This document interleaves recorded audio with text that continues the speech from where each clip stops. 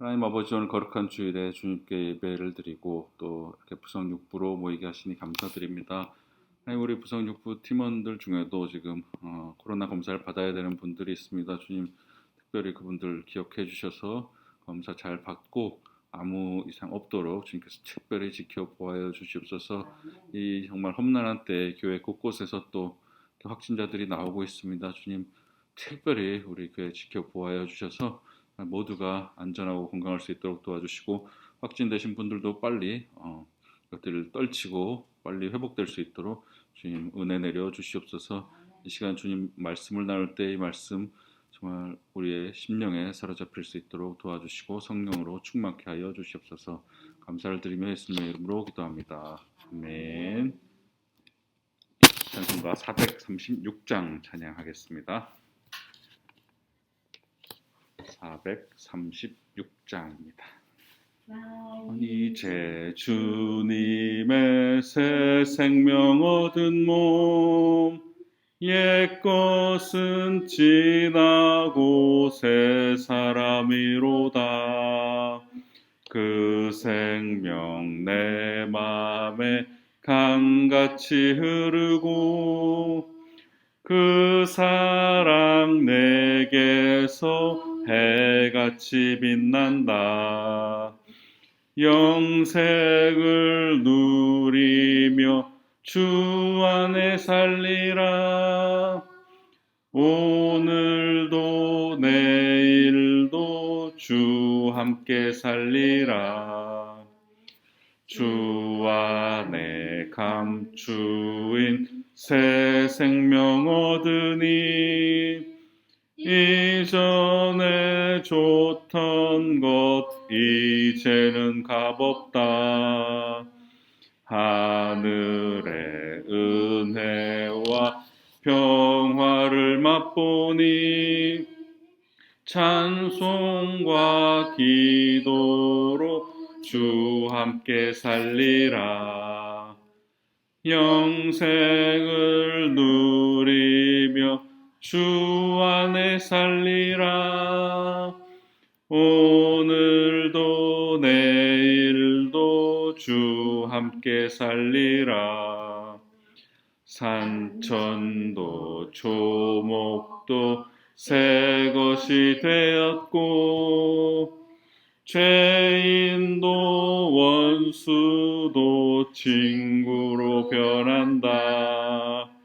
새 생명 얻은 자 영생을 누리니 주님을 모신 맘 새 하늘이로다. 영생을 누리며 주 안에 살리라. 오늘도 내일도 주 함께 살리라.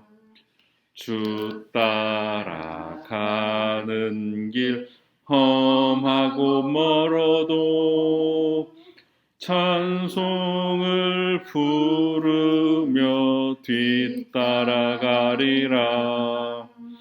나 주를 모시고 영원히 살리라. 날마다 섬기며 주 함께 살리라. 영생을 누리며 주 안에 살리라. 오늘도 내일도 주 함께 살리라. 아멘. 오늘은 이제 지난주에 이어서 고린도전서 이제 1장 18절부터 살펴보려고 합니다. 지난주에 이제 고린도 교회가 분열됐던 상황이 나왔었죠. 그래서 나는 바울파다, 나는 아볼로파다, 나는 베드로파다, 나는 그리스도파다 이렇게 나눠져서 싸우고 있으니까 바울이 이제 13절에서 질문을 던졌었습니다. 세 개의 질문이 13절 안에 들어있었는데요. 그리스도께서 어찌 나뉘었느냐? 바울이 너희를 위해서 십자가에 못 박혔느냐? 바울의 이름으로 너희가 세례를 받았느냐? 이렇게 물어보면서 지난주에 이제 바울의 이름으로 너희가 세례를 받았느냐 해서 바울의 이름으로 세례를 받은 것이 아니라 세례는 예수 그리스도의 이름으로 받는 것이고, 바울이 내가 세례 준 사람도 몇 명 없고 세례 주는 건 나한테 그렇게 중요하지 않다. 중요한 거는 이제 복음을 전하는 게 중요하다. 그 얘기를 하는 것까지 봤습니다. 오늘 이제 18절부터는 이제 바울이 너희를 위하여 십자가에 못 박혔느냐? 라는 이 질문에 대한 이제 답이 될 수 있겠는데요. 당연히 바울이 십자가에 못 박힌 게 아니죠. 십자가에 못 박힌 거는 이제 예수 그리스도죠. 그래서 이 바울이 오늘 이 본문에서는 이제 십자가의 도에 대해서 얘기를 합니다. 그래서 이제 하나님의 지혜와 또 그에 반대되는 또 세상의 지혜를 얘기를 하는데요. 그러니까 세상의 기준으로 보면은 이 십자가의 도라는 게 아주 미련해 보이지만 사실은 이게 진짜 하나님의 지혜라는 말씀을 하고 있습니다. 이러한 하나님의 지혜, 어떻게 보면 십자가에 감춰진 것만 같은 이 하나님의 지혜는 인간의 능력으로 깨달아지는 것이 아니라 이건 오직 성령을 통해서만 깨달아지는 것이라는 것을 이제 바울이 얘기를 합니다. 그래서 이제 지난 시간에 살펴본 본문에서 이제 바울 파다, 아볼로 파다 막 이렇게 싸우는 얘기가 나왔었는데, 그 이후에 이제 3장으로 갈 때까지는 이 분열에 대해서는 바울이 이제 직접적으로 얘기는 하지는 않습니다. 대신에 이제 이 분열을 해결하고 또 분열에 대해서 이제 비판하기 위해서 그 이제 신학적인 기초 작업을 하는 단계가 바로 1장, 2장, 3장의 내용이 되겠는데요. 이 고린도 교회가 왜 분열됐느냐? 그 뿌리에 바로 이제 지혜가 관련돼 있다고 본 겁니다. 그러니까 자기가 잘났다고 생각하니까 싸우는 겁니다. 사람은 내가 잘났다고 생각 안 하면 안 싸우죠. 그러니까 고린도 교회 교인들이 서로 자기가 지혜롭다고 생각을 하니까 서로 그러면서 자기의 지혜를 자랑을 하니까 싸움이 나고 파가 갈린 것이죠. 그러면서 이제 자기들이 지혜롭다고 생각하니까 십자가에 달린 그리스도가 미련해 보이고, 그래서 세상의 지혜를 자꾸 따라가려고 하고, 그래서 자신의 지혜와 자기의 말 잘하는 거를 이제 자랑하려고 하고, 이러다 보니까 교만해지고 경쟁하게 되고, 이러다 보니까 이제 분열이 오게 되는 것이죠. 그래서 고린도전서 1장 18절에서 25절의 특징은 서로 이렇게 반대되는, 대조되는 얘기들이 많이 나옵니다. 그러니까 멸망에 반대되는 구원, 지혜에 반대되는 미련함, 또 세상의 지혜에 반대되는 것은 전도의 미련함, 또 하나님에 반대되는 것은 세상, 뭐 이런 식으로 이렇게 서로 반대되는 것을 계속 얘기하면서 바울이 얘기를 끌고 가게 됩니다. 그래서 이 18절에서 25절은 십자가의 도에 대해서 이제 바울이 열심히 설명을 해주고, 이제 다음 주에 또 살펴볼 26절부터는 이 십자가의 도를 이제 고린도 교인들한테 적용하면서 얘기를 하고요. 그리고 2장 넘어가면서부터는 또 이제 바울이 그 십자가의 도를 자기 자신한테 적용하면서 얘기를 하는 것을 보게 됩니다.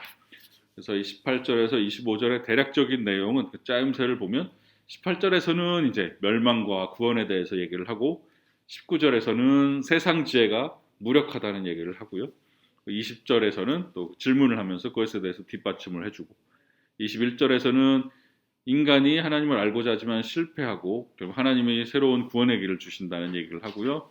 22절과 23절에서는 사람들에게 걸림돌과 미련함이 되는 십자가에 대해서 이야기를 합니다. 그리고 24절에서는 하나님의 능력과 지혜가 되는 십자가를 얘기하고, 25절에서 그러면서 이제 하나님의 지혜와 하나님의 강함에 대해서 얘기를 하게 되는데요. 한 번씩 읽어보실 기회가 있으셨나요? 읽어보셨습니까? 예. 그러면 같이 한번 다시 읽어보도록 하겠습니다. 십자가의 도가 멸망하는 자들에게는 미련한 것이요 구원을 받는 우리에게는 하나님의 능력이라. 기록된 바 내가 지혜 있는 자들의 지혜를 멸하고 총명한 자들의 총명을 폐하리라 하였으니, 지혜 있는 자가 어디 있느냐? 선비가 어디 있느냐? 이 세대의 변론가가 어디 있느냐? 하나님께서 이 세상의 지혜를 미련하게 하신 것이 아니냐? 하나님의 지혜에 있어서는 이 세상이 자기 지혜로 하나님을 알지 못하므로 하나님께서 전도에 미련한 것으로 믿는 자들을 구원하시기를 기뻐하셨도다. 유대인은 표적을 구하고 헬라인은 지혜를 찾으나 우리는 십자가에 못 박힌 그리스도를 전하니, 유대인에게는 거리끼는 것이요 이방인에게는 미련한 것이로되 오직 부르심을 받은 자들에게는 유다인이나 헬라인이나 그리스도는 하나님의 능력이요 하나님의 지혜니라. 하나님의 어리석음이 사람보다 지혜롭고 하나님의 약하심이 사람보다 강하니라. 아멘. 예. 세번역 성경으로 한 번만 더 읽어보겠습니다. 십자가의 말씀이 멸망할 자들에게는 어리석은 것이지만 구원을 받는 사람인 우리에게는 하나님의 능력입니다. 성경에 기록하기를 내가 지혜로운 자들의 지혜를 멸하고 총명한 자들의 총명을 패할 것이다 하였습니다. 현자가 어디에 있습니까? 학자가 어디에 있습니까? 이 세상의 변론가가 어디에 있습니까?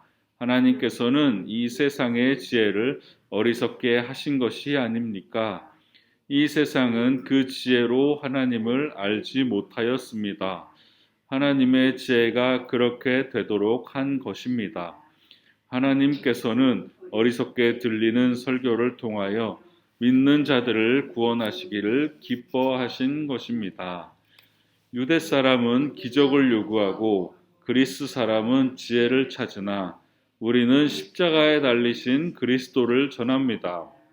그리스도가 십자가에 달리셨다는 것은 유대 사람에게는 거리낌이고 이방 사람에게는 어리석은 일입니다.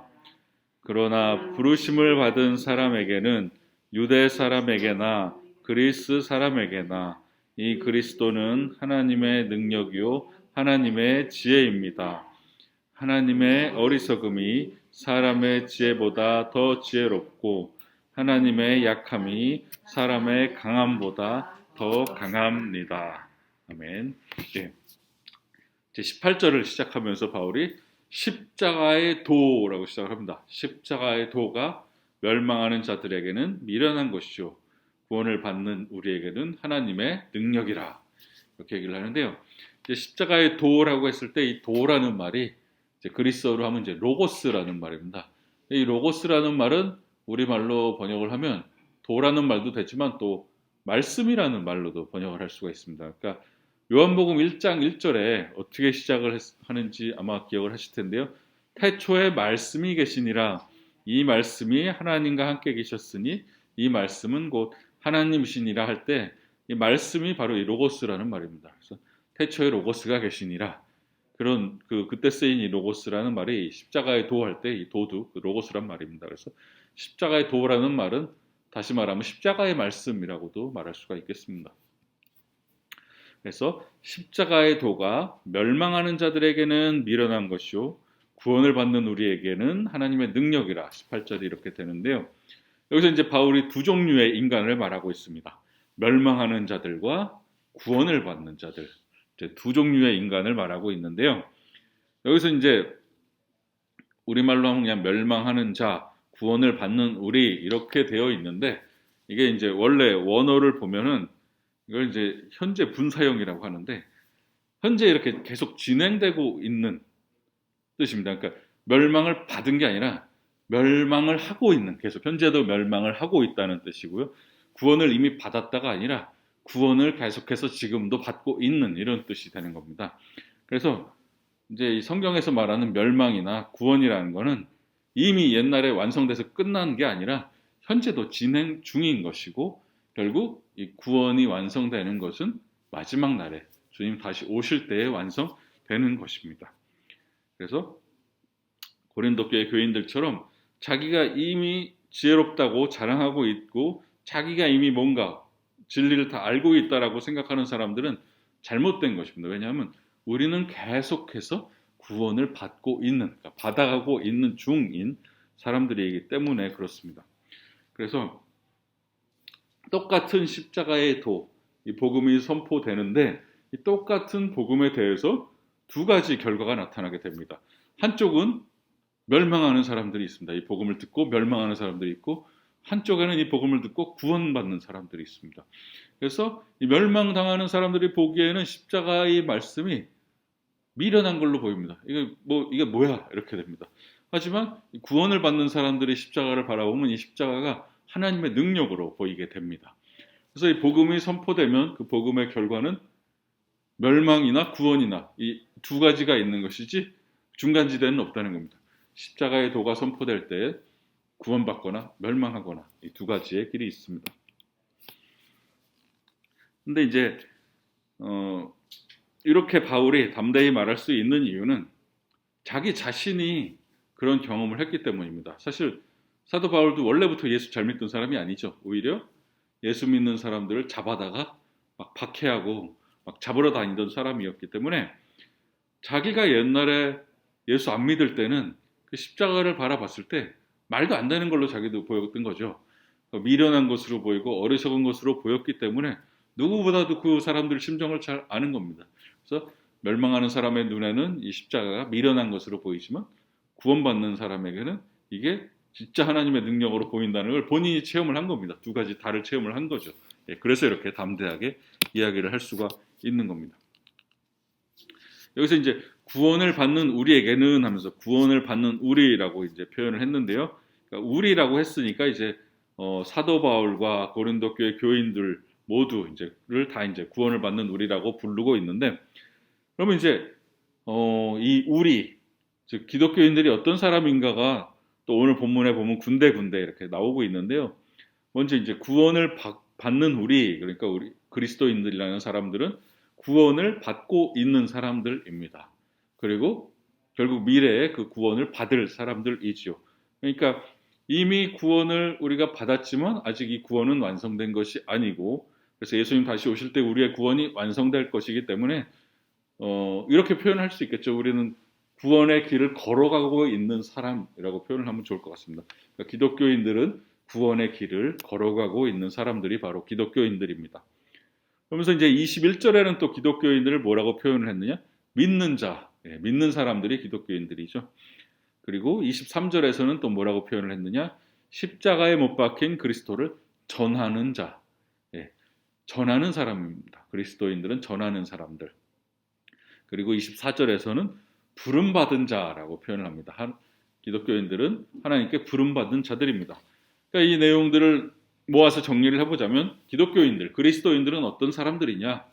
하나님께 부름을 받아서 믿게 되고 믿어서 구원을 받게 되고 구원을 받아서 그 자신이 받은 구원, 자신이 믿은 그리스도를 전하는 사람들이 바로 우리 기독교인들이라고 할 수가 있겠습니다. 이제 19절로 넘어가면요. 19절은 기록된 바 내가 지혜 있는 자들의 지혜를 멸하고 총명한 자들의 총명을 폐하리라 하였으니, 이렇게 19절이 나옵니다. 19절에 처음에 이제 기록된 바라고 시작을 하고 있는데요. 이거는 그냥 일종의 수학 공식 같은 겁니다. 기록된 바라고 나오면은 그 다음에는 반드시 바울이 구약 성경을 인용을 합니다. 그러니까 이제 앞으로 고린도전서 계속 읽어 나가시다가 기록된 바 나오면은 그 다음에 이제 구약 성경을 인용하는구나 이렇게 보시면 됩니다. 그래서 여기서 무엇을 인용했느냐? 내가 지혜 있는 자들의 지혜를 멸하고 총명한 자들의 총명을 폐하리라. 이게 이제 구약 성경을 바울이 갖고 온 겁니다. 이 말씀이 어디 나오는 말씀이냐면 이사야서 29장 14절을 바울이 여기서 인용하고 있습니다. 이사야서 29장 14절은 무슨 내용이냐? 그들 중에서 지혜자의 지혜가 없어지고 명철자의 총명이 가려지리라. 이런 이사야서 29장 14절의 말씀이 있는데 바울이 그거를 지금 가져와서 이제 고린도 교회 상황에다 적용을 하는 겁니다. 그러면 이 이사야서 29장 14절은 원래 어떤 말씀이었나? 이제 이사야서 29장 13, 14절을 좀 같이 읽어보면은 그게 이제 맥락을 좀 이제 알 수가 있는데요. 13절부터 제가 한번 읽어보겠습니다. 주께서 이르시되 이 백성이 입으로는 나를 가까이하며 입술로는 나를 공경하나 그들의 마음은 내게서 멀리 떠났나니 그들이 나를 경외함은 사람의 계명으로 가르침을 받았을 뿐이라. 그러므로 내가 이 백성 중에 기이한 일, 곧 기이하고 가장 기이한 일을 다시 행하리니 그들 중에서 지혜자의 지혜가 없어지고 명철자의 총명이 가려지리라. 이게 원래 이제 이사야서 말씀인데요. 이 중에 일부를 이제 바울이 가지고 온 겁니다. 그러면 원래 이사야서 이 말씀은 어떤 상황에서 이제 나온 말씀이냐? 이제 이사야가 이 예언을 할 때가 그러니까 기원전 8세기, 그러니까 예수님 오시기 한 800년 전이죠. 그때 이제 유다 왕국의 상황을 이제 나타내고 있는 말인데요. 유다에 대한 이제 심판의 말씀입니다.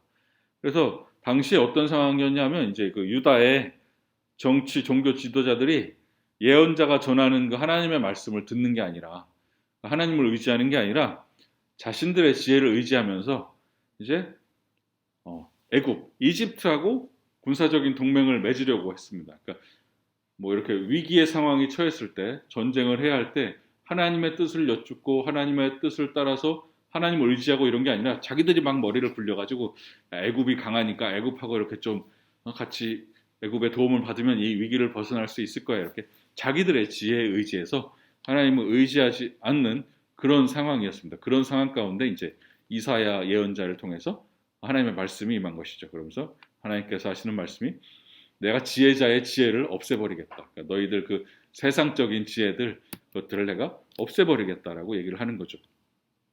그러면서 이 당시 유대의 정치 종교 지도자들이 분명히 하나님을 자신들이 믿는다고 하는 사람들이었고 하나님의 백성이라고 하는 사람들이었는데 입술로는 하나님을 부르지만 실제로는 하나님의 말씀을 의지하고 하나님의 뜻을 구한 게 아니라 자기들의 그 머리를 의지하면서 자기들의 지혜를 의지하고 있었던 겁니다. 그래서 자기들이 생각하기에 그렇지 강대국에 의지해야지 이런 자신들의 지혜를 의지하고 있었던 것이 바로 유대 지도자들인데요.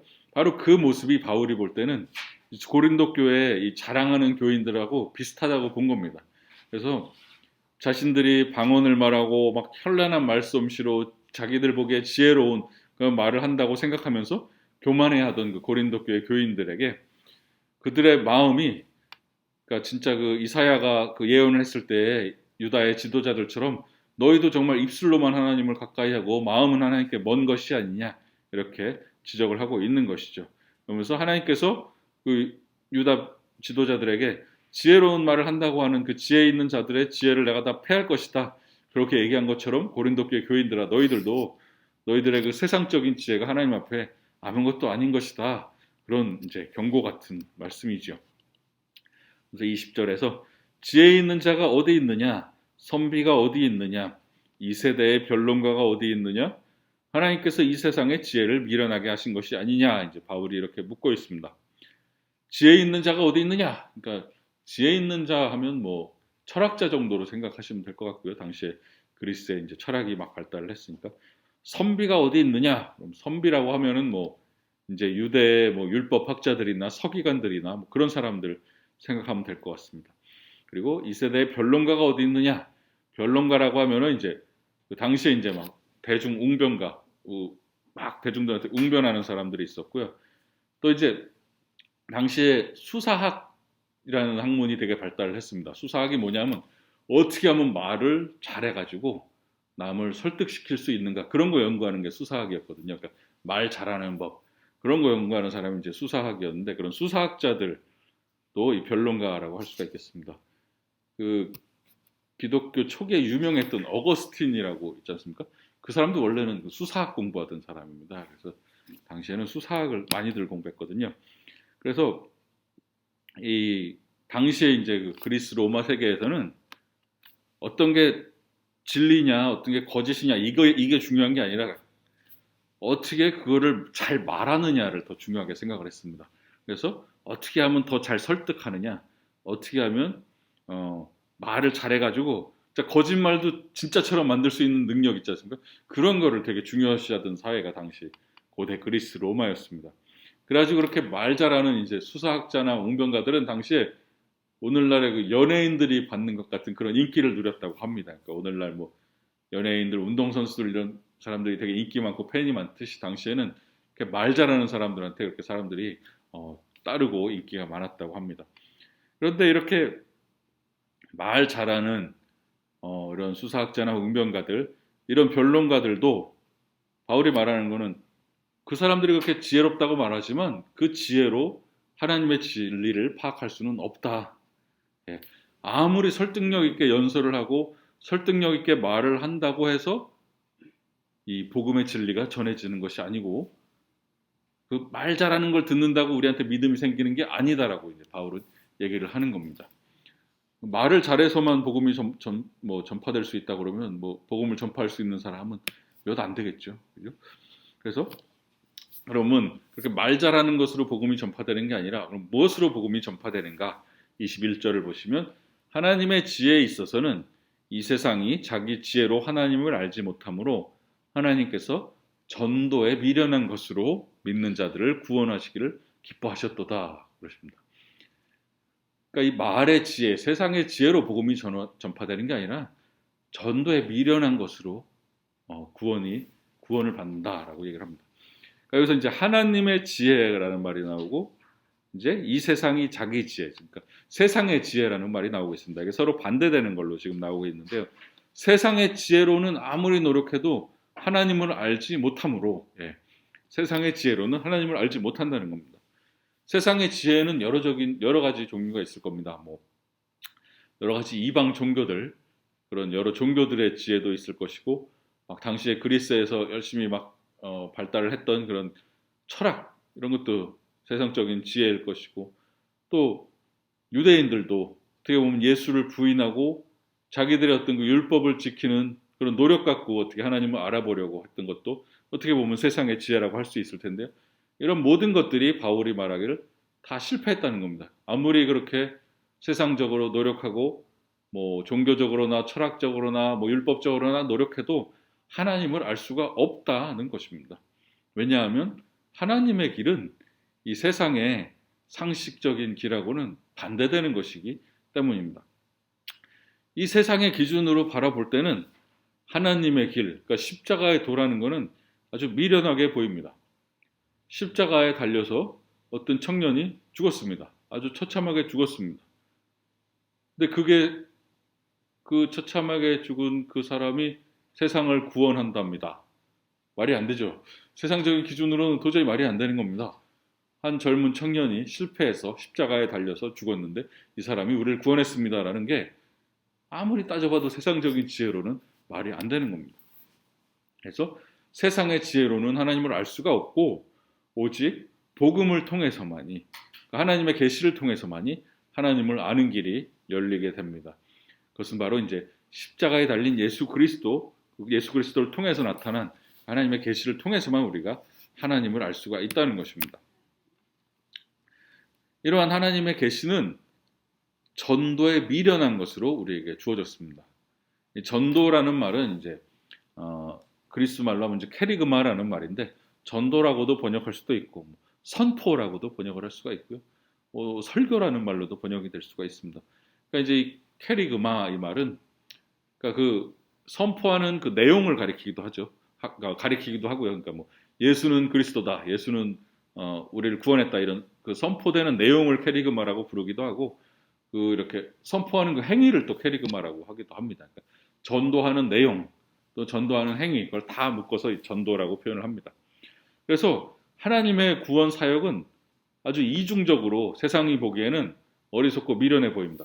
일단 그 전해지는 내용 자체가 아주 말이 안 되는 미련한 내용입니다. 십자가에 달린 사람이 세상을 구원했다. 내용도 말이 안 되고요. 전하는 방식도 어리석어 보입니다. 되게 막 현란한 웅변으로 전하는 것도 아니고 아주 어떻게 보면 미련한 것. 전도라는 게 되게 어떻게 보면 미련한 거 아닙니까? 아주 말을 잘해서 전도하는 것도 아니고 어눌한 말로 이렇게 그냥 미련하게 전하는 그 전도하는 방법도 세상 사람들이 보기에는 아주 미련해 보여요. 근데 이 미련한 내용을 미련한 방법을 통해서 전하는 이 전도를 통해서 하나님은 근데 믿는 자들을 구원하신다는 것이죠. 그러면서 22절에 유대인들은 표적을 구하고 헬라인은 지혜를 찾으나, 이렇게 얘기를 합니다. 유대인은 표적을 구하고, 그러니까 유대인들은 되게 표적, 이적, 뭐 기적이라고도 할 수 있겠죠. 유대인들은 기적을 좋아했습니다. 기적을 보고 싶어 했습니다. 그래서 마가복음 8장 11절 12절에 뭐라고 나오냐면, 바리새인들이 나와서 예수를 힐난하며 그를 시험하여 하늘로부터 오는 표적을 구하거늘, 바리새인들이 예수님한테 와서 표적을 좀 보여주십시오, 기적을 좀 보여주십시오, 이렇게 얘기를 하니까 예수님께서 마음속으로 깊이 탄식하시며 이르시되, 어찌하여 이 세대가 표적을 구하느냐? 내가 진실로 너희에게 이르노니 이 세대에 표적을 주지 아니하리라 하시고, 그러니까 이 말씀에서 볼 수 있듯이 유대인들은 뭔가 눈에 보이는 표적을 보고 싶었습니다. 기적을 보고 싶었습니다. 이 유대인들은 우리나라도 되게 뭐 수천 년 동안 고생을 많이 한 나라라고 하지만 유대인들도 되게 고생을 많이 했습니다. 그러니까 주변의 강대국들이 다 이스라엘을 꼭 한 번씩 쳐들어옵니다. 뭐 아수르, 바벨론부터 해가지고 뭐 그리스, 로마, 하여간 안 쳐들어오는 나라가 없이 계속 이스라엘을 쳐들어오고 고생을 하면서 유대인들에게는 어떻게 보면 우리나라 사람같이 한이 있는 겁니다. 너무 고생을 하니까 우리도 좀 하나님 능력을 보여주십시오. 하나님 기적을 보여주십시오. 출애굽할 때 모세 앞에서 홍해가 쫙 갈라졌던 그런 표적을 좀 보여주십시오. 이런 원함이 있었던 것이죠. 자기들의 필요를 채워주는 그런 하나님의 어떤 능력을, 표적을 보기를 원했던 사람들이 유대인들이었습니다. 그리고 헬라인은 지혜를 찾으나, 그러니까 헬라인, 그리스인들은 지혜를 좋아했습니다. 그러니까 아주 합리적인 거, 설득력 있는 거를 되게 좋아했습니다. 그래서 되게 고상한 철학을 추구했던 사람들이 바로 이 헬라 사람들이었습니다. 그러니까 서양 철학이 시작된 곳이 바로 이 그리스 지역이거든요. 그러니까 그만큼 그런 어떤 합리적인 생각, 지혜 이런 걸 좋아했습니다. 철학을 영어로 이제 필로소피라고 그러는데요. 필로가 무슨 뜻이냐면 이제 사랑한다는 거고요. 소피는 이제 소피아, 지혜라는 뜻입니다. 그러니까 철학이라는 얘기가 지혜를 사랑한다는 게 철학입니다. 그러니까 헬라 사람들은 아주 지혜를 사랑하는 사람들이었습니다. 근데 이제 여기서는 유대인이 표적을 구하고 헬라인은 지혜를 찾는 사람들이라고 얘기를 하는데 이게 유대인하고 헬라인만 그런 건 아니죠. 사실 우리 모두가 다 그렇습니다. 우리도 기적을 보고 싶습니다. 그리고 되게 지혜로운 얘기 듣기 원합니다. 되게 합리적이고 설득력 있는 얘기를 듣기 원하죠. 그러니까 유대인과 헬라인이라는 건 어떻게 보면 우리 모두를 대표하는 그런 역할을 여기서 하고 있는 것이죠. 그러면서 23절에 우리는 십자가에 못 박힌 그리스도를 전하니 유대인에게는 거리끼는 것이요 이방인에게는 미련한 것이로되. 유대인들은 표적을 보여달라고 그러고 헬라인들은 지혜를 달라고 하는데 우리는, 그러니까 바울과 같은 이제 복음의 선포자들은 그들에게 무엇을 전하느냐? 표적이나 지혜를 전하는 게 아니라 십자가에 못 박힌 그리스도를 전한다는 겁니다. 그러니까 그 사람들의 눈에 보기에는 아주 터무니없고 어리석고 우둔한 것으로 보이는 것이 바로 이 십자가에 못 박힌 그리스도였습니다. 유대인들이 표적을 보여달라고 그러는데 십자가의 예수에게서 무슨 표적을 이 사람들이 볼 수가 있겠습니까?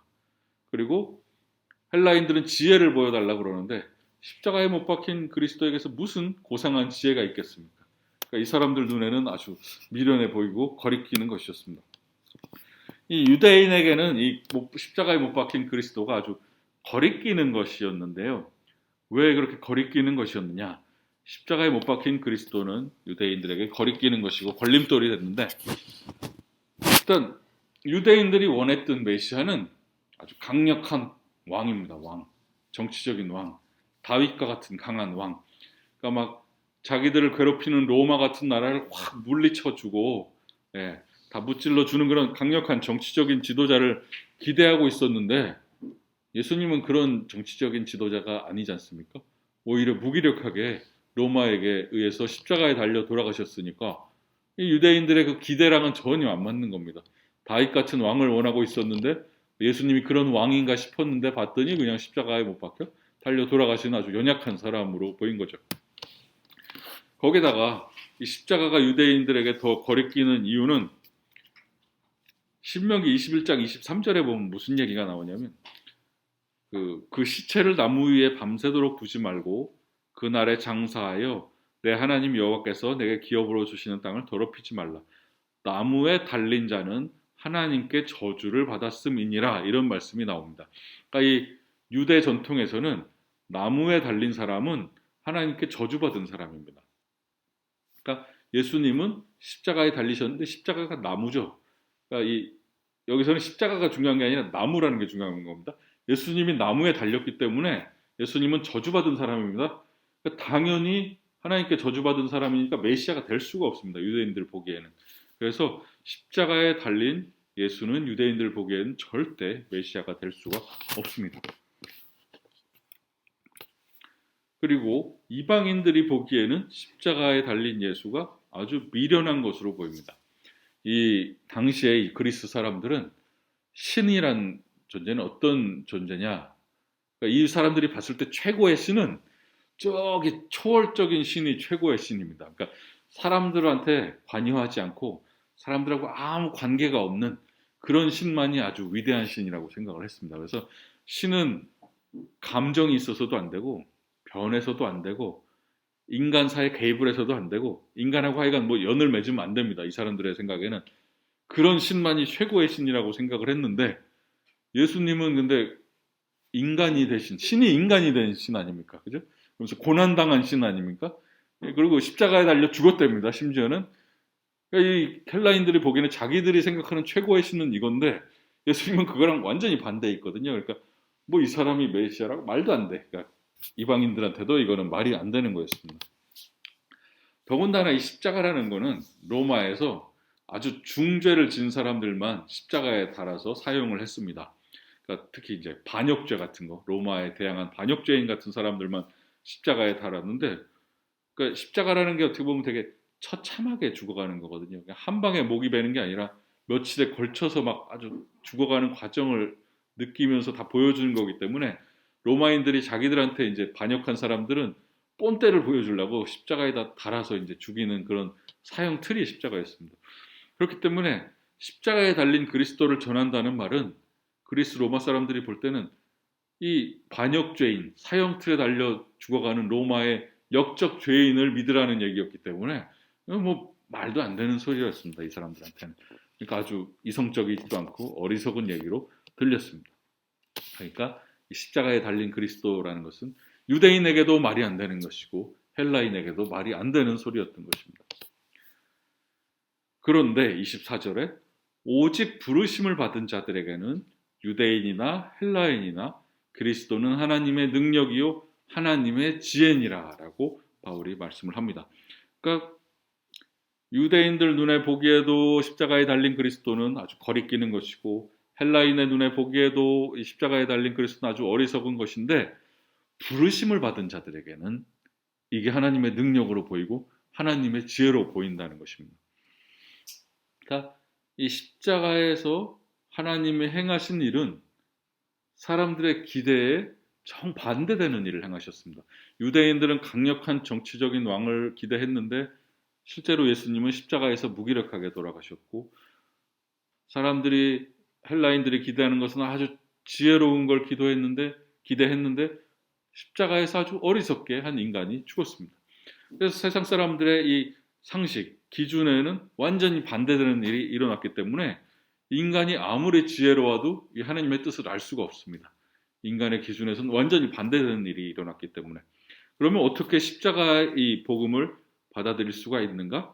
오직 부르심을 받은 자들에게는 하나님의 지혜요 하나님의 능력으로 보인다는 것입니다.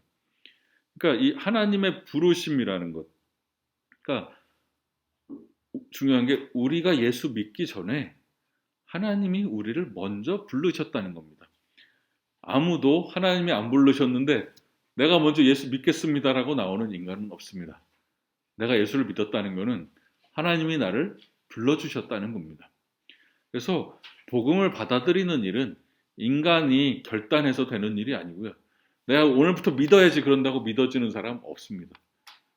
하나님이 불러주셔야지만 믿어지는 겁니다.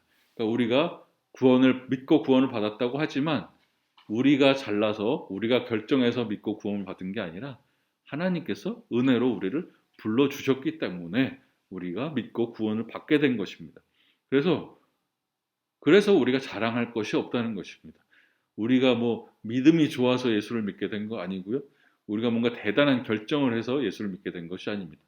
하나님이 은혜로 우리를 불러주셔서 우리는 그 은혜 때문에 믿게 된 것이기 때문에 그것을 깨닫게 되면 자랑할 수가 없는 것입니다. 그래서 이제 오직 부르심을 받은 자들에게는 걸림돌로 보였던 그 십자가의 그리스도가 하나님의 능력으로 보이게 되고 미련하고 어리석게 보였던 그 그리스도의 십자가가 하나님의 지혜로 보이게 된다고 하는데요. 여기서 능력이라는 말이 이제 그리스어로 하면 두나미스라는 말이고요. 이 두나미스라는 말에서 나온 말이 바로 다이너마이트입니다. 다이너마이트 같은 그런 강력한 폭탄 같은 능력, 그런 걸 생각하시면 되겠습니다. 그래서 25절에 하나님의 어리석음이 사람보다 지혜롭고 하나님의 약하심이 사람보다 강하니라 라고 말씀합니다. 그러니까 하나님의 어리석음, 사람들이 보기에는 저건 하나님이 되게 어리석게 한 것 같은데라고 보이는 게 사실은 하나님의 지혜인 것이고, 하나님의 저건 되게 약해 보이는데 하는 게 사실은 강한 거라는 겁니다. 그러니까 십자가, 인간의 눈에는 되게 어리석어 보이지만 사실 그 십자가가 하나님의 지혜였고요. 십자가가 사람의 눈에는 되게 약해 보이죠. 아무 저항도 못하고 예수님이 그냥 돌아가셨습니다. 그렇지만 사실은 그곳에서 하나님은 자신의 강함을 드러내셨다는 겁니다. 그러니까 그리고 십자가는 사실 죽음의 자리입니다. 사형틀입니다. 거기서 누가 죽습니다. 예수님이 돌아가셨습니다. 근데 하나님의 관점에서는 거기서 새 생명이 생겨났습니다. 우리에게 생명이 주어졌습니다. 그러니까 우리의 뭐 인간적인 가치 판단이나 인간적인 지혜로는 그것을 이해할 수가 없고, 결국 하나님 앞에서 이제 새로운 기준이 생겨나게 되는 것입니다. 그러면서 종교개혁자 루터가 그런 얘기를 했는데요. 그러니까 하나님의 일하심은 반대되는 것 안에 숨겨져 있다, 이런 얘기를 합니다. 이게 뭔 얘기냐? 그러니까 세상의 관점에서 볼 때는 되게 약한 건데 사실은 하나님이 거기서 하나님의 강함이 거기 들어있다는 것입니다. 십자가에서 무기력하게 죽어가고 있는 그 약함 속에 모든 죽음의 권세를 이기신 하나님의 강함이 거기 숨겨져 있다는 것이고요. 그냥 아무 저항도 못하고 십자가에 달려 돌아가시는 게 되게 미련해 보이지만 바로 그 미련해 보이는 것 속에 그 방법으로 온 세상을 구원하시는 하나님의 지혜가 들어있다는 거고요. 십자가에서 예수님이 돌아가시는 그 십자가는 죽음의 자리였지만 그 죽음 속에 잘 보면 우리를 살리는 생명이 거기 들어있었고요. 십자가에 달려서 예수님은 패배한 것처럼 보이지만 사실은 모든 죄와 사망의 권세를 이기시는 승리가 그곳에서 일어난 것이고요. 십자가에 달린 예수님은 어떻게 보면 낮아질 대로 낮아진 것인데 바로 그곳에서 하나님께서는 그의 아들을 높이셨다는 것이죠. 그러니까 겉보기에는, 세상에서 보기에는 되게 약한 것 같은 곳, 패배인 것 같고 어리석어 보이는 것 같은데 사실은 믿음의 눈으로 보면 그것이 강한 자리고 생명의 자리고 승리의 자리라는 것입니다.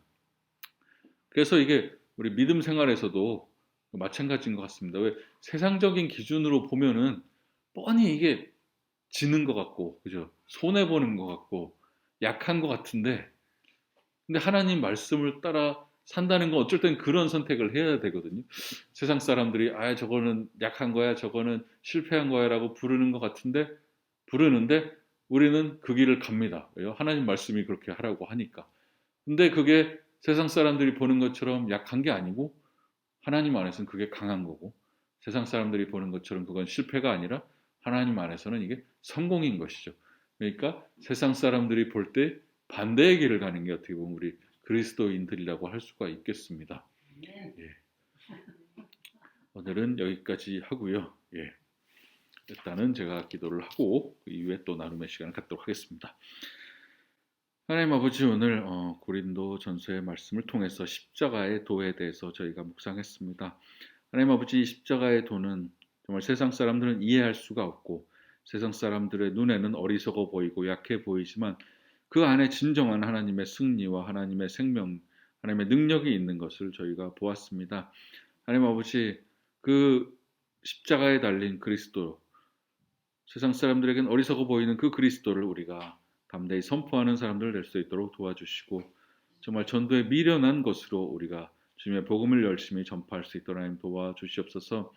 하나님, 우리가 잘나서 주님을 믿은 것이 아니라 주님께서 은혜로 우리를 불러주셨사오니 우리가 자랑치 말게 하시고 항상 감사 가운데 거할 수 있도록 하나님 도와주시옵소서. 우리가 세상을 살아나갈 때 때로는 손해보는 것 같고 때로는 무시당하는 것 같고 실패하는 것 같지만 그럴지라도 그 길이 정말 주님 주신 길이라면 우리가 기쁨과 감사로 따라갈 수 있도록 도와주시고 그래서 진정한 하나님의 승리와 하나님의 정말 지혜와 하나님의 능력을 맛보는 우리 승리하는 모든 그리스도인들 될 수 있도록 하나님 도와주시옵소서. 감사를 드리며 예수님의 이름으로 기도합니다. 아멘.